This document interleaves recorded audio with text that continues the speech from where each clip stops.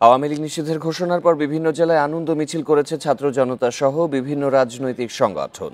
অনেক জায়গায় মিষ্টি বিতরণ করতেও দেখা গেছে।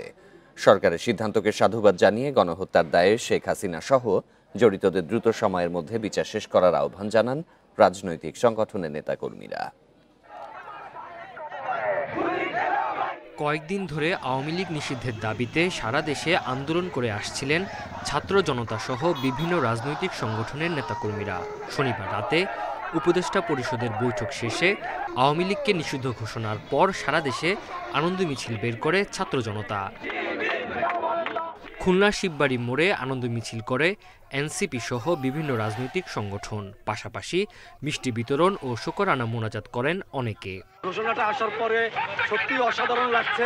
যদি সম্পূর্ণ নিষিদ্ধ হয়ে যেত তাহলে আরো অনেক অনেক অনেক বেশি ভালো লাগতো। রক্তের উপরে দাঁড়িয়ে যে আমাদের উপদেষ্টাগুলো বসে আছেন তাদের উচিত ছিল এটাকে আরো আগে এই আওয়ামী লীগকে নিষিদ্ধ করা উচিত ছিল। আওয়ামী লীগ নিষিদ্ধের সিদ্ধান্তকে স্বাগত জানিয়ে আনন্দ মিছিল করেন জাহাঙ্গীরনগর বিশ্ববিদ্যালয়ের শিক্ষার্থীরা। রাতে বটতলায় মিষ্টি বিতরণ ও আনন্দ মিছিল বের করা হয়। পরে সংক্ষিপ্ত সমাবেশে গণহত্যার দায়ে শেখ হাসিনা সহ জড়িতদের দ্রুত বিচারের দাবি ওঠে।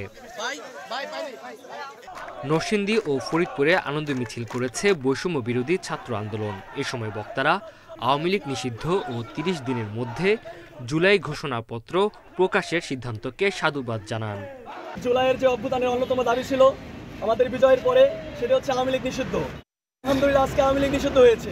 জুলাই ঘোষণাপত্রের দাবি নিয়ে রাজপথে ছিলাম, সেটার ব্যাপারেও ৩০ দিনের মধ্যে একটা অফিসিয়ালি ঘোষণা আসতে যাচ্ছে। এটা আমাদের জন্য এবং বাংলাদেশিদের জন্য একটি বড় বিজয় বলে আমরা উদ্ভাসিত করছি। আমাদের যে ভাইয়েরা জীবন দিয়েছে দেশের জন্য, তাদের জন্য কিন্তু বুকের মধ্যে অনেক আহাজারি রয়েছে আমাদের।